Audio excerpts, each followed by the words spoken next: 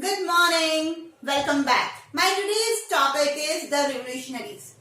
अभी तक हम क्या देख चुके हैं कि बहुत सारे लोग सोसाइटी के अंदर अलग अलग आइडियोलॉजी को फॉलो कर रहे थे फ्रेंच रेवोल्यूशन के बाद, है ना। जैसे कुछ लोग ऐसे थे लिबरल्स जो कहलाए, उन्होंने ये बोला कि नहीं, हमें तो पार्लियामेंट्री फॉर्म चाहिए, हमें सर्वडम नहीं चाहिए, तो नौकर प्रथा नहीं चाहिए। कुछ लोग ऐसे थे जो बोल रहे थे कि नहीं, मोनार्की सिस्टम होना चाहिए, उनकी प्रॉपर्टी को प्रिजर्व करना चाहिए, वापस वो रिवोल्यूशन नहीं होना चाहिए, है ना। कांग्रेस वेना आ गया था, नेपोलियन को हरा दिया गया था, नए रूल्स लाने की कोशिश कर रहे थे, बॉर्बन डायनेस्टी को वापस लेकर आ गए।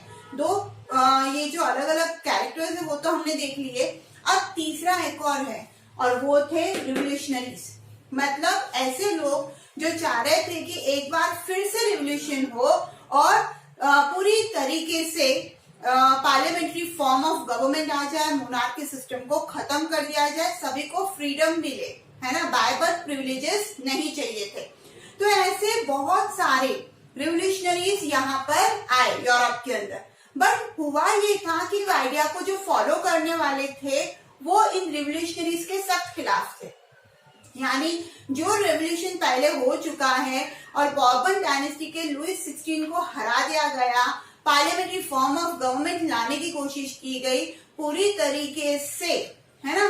तो ऐसे में ये जो लोग थे वो रिवोल्यूशनरीज को पूरी तरीके से रोकने के लिए काम कर रहे थे। बहुत स्ट्रिक्ट नियम निकाले इन्होंने ताकि रिवोल्यूशन वापस ना हो। अब एक फेमस नाम है गुज़िपी मज़िनी, ठीक है, आई रिपीट, गुज़िपी मज़िनी, ठीक है, जिसको मैज़िनी भी बोला जाता है। तो यहाँ पर इनके बारे में आज अपन इस वीडियो में पढ़ने वाले हैं। चलिए, गुज़िपी मज़िनी was an Italian revolutionary committed to fight for liberty and freedom. गुज़िपी मज़िनी जो थे वो एक इटालियन रिवोल्यूशनरी थे और वो क्या कर रहे थे, फाइट कर रहे थे किसके लिए, लिबर्टी और फ्रीडम के लिए, ठीक है। अब आपको पता है लिबर्टी और फ्रीडम किसके अगेंस्ट में चाहिए था उनको, नेचुरली मोनार्की सिस्टम को खत्म करना चाह रहे थे। He opposed monarchy and had vision of a democratic republic which frightened the conservatives. अब क्या था, ये पूरी तरीके से मोनार्की सिस्टम को खत्म करना चाह रहे थे। अब मोनार्की सिस्टम सोसाइटी के अंदर चाहने वाले लोग कौन थे, कंजर्वेटिव्स थे, है ना। वो चाह रहे थे कि मोनार्की फॉर्म रहे यहाँ पर। तो ऐसे में जब गुज़िपी मज़िनी ने अपोज करना चालू किया मोनार्की सिस्टम को, और उनका जो नजरिया था वो ये था कि देश के अंदर, नेशन के अंदर डेमोक्रेटिक रिपब्लिक आ जाए, डेमोक्रेटिक गवर्नमेंट आ जाए, तो इस विचारधारा से कंजर्वेटिव्स को बहुत डर लगने लग गया था। फिर he was a member of the secret society of the Carbonari. Carbonari नाम की एक सीक्रेट सोसाइटी बनी हुई थी जो नेशन के लिए काम करती थी, तो वो उसके सीक्रेट मेंबर भी थे। He was sent to exile in 1831 when he was only 24 years of age for attempting a revolution in Liguria. हुआ ये था कि सिर्फ 24 ईयर की एज में उनको क्या किया, देश निकाला दे दिया गया था, उनको देशद्रोही साबित कर दिया गया था, क्योंकि उन्होंने क्या किया था, लिगुरिया के अंदर एक रिवोल्यूशन करवाया था। अब thereafter he founded 2 more underground secret societies. फिर उन्होंने क्या किया, ऐसे लोग जो है ना उनकी विचारधारा से सहमत थे, तो उनको मिलाकर उन्होंने क्या किया, 2 सीक्रेट अंडरग्राउंड सोसाइटीज को भी फाउंड किया, बनाया। पहला था यंग इटली इन मार्सेलिस। मार्सेलिस में एक जगह है ना, फ्रांस में। तो मार्सेलिस में इन्होंने क्या किया, यंग इटली नाम का एक ग्रुप बनाया, और दूसरा यंग यूरोप इन बर्ने। ये 1वां क्वेश्चन भी आता है कि name the 2 secret societies founded by Mazzini. तो आपको ये लिखना पड़ेगा, young Italy in मार्सेलिस and young Europe in Berne, ठीक है। 2 सीक्रेट सोसाइटी इन्होंने फाउंड करी। The member of the society were like-minded young men from Italy, Poland, France and Germany state. अब है ना, नेचुरली अगर कोई भी ग्रुप बनता है तो उसमें सेम विचारधाराओं के लोगों को वेलकम किया जाता है ना।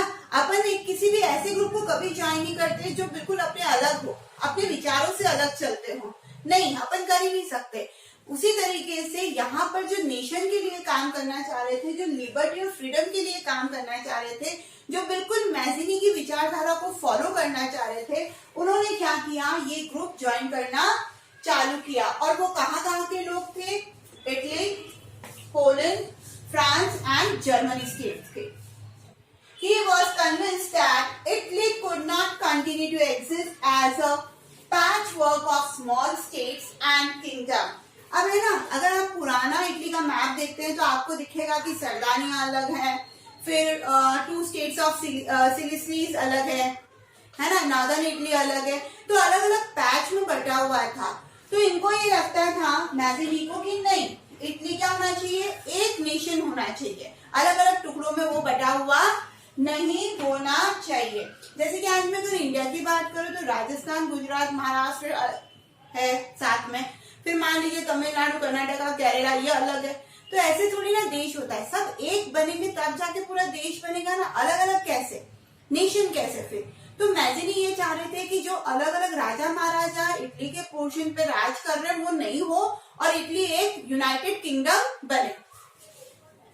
Italy had to be joined into one unified nation with alliance with the other nations. जो दूसरे राजा महाराजा उसके ऊपर राज कर रहे थे, है ना, वो अपने अपने पार्ट को अलग शो करते थे। तो यहाँ पर मैजिनी को ये लगता था कि नहीं, इटली जो है वो एक यूनिफाइड नेशन में दिखना चाहिए, चाहे उनको दूसरे नेशन के साथ अलायंस क्यों नहीं करना पड़े।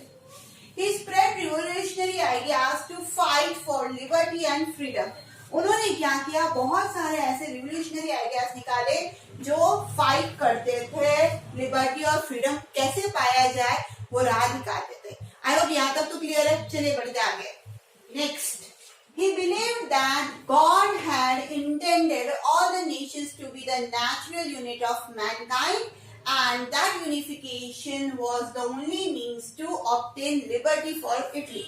अब उन्हें ये लगता था कि भगवान ने जो ये नेशंस बनाए हैं सारे, वो नेचुरल मैनकाइंड को, मतलब इंसानियत के लिए बनाए हैं कि वो यूनिफाई, एक बनकर जिए, है ना, एक देश का हिस्सा बनकर जिए, ना कि अलग अलग टुकड़ों में बट जाए। तो जब भगवान ने ही प्रकृति को ऐसे बनाया है कि इंसानियत, इंसान सब एक साथ रहे, तो इसी वजह से इटली को भी एक होना चाहिए, ये विचारधारा वो लोगों के सामने रखने लग गए थे और लोग उनको फॉलो करने लग गए थे। अब क्या हुआ, ड्यूक मेटरनिक, आपको याद हो तो हमने हमारे प्रीवियस वीडियो में ये देख रखा है था कि ऑस्ट्रियन चांसलर जिनका नाम था ड्यूक मेटरनिक, उन्होंने वेना कांग्रेस को होस्ट किया था, राइट। तो ऐसे में उन्होंने ये बोला, मैजिनी की ये सारी जो रिवोल्यूशनरी एक्टिविटीज थी उनको देखते हुए उन्होंने ये बोला कि he described Mazzini as the most dangerous enemy of the social order.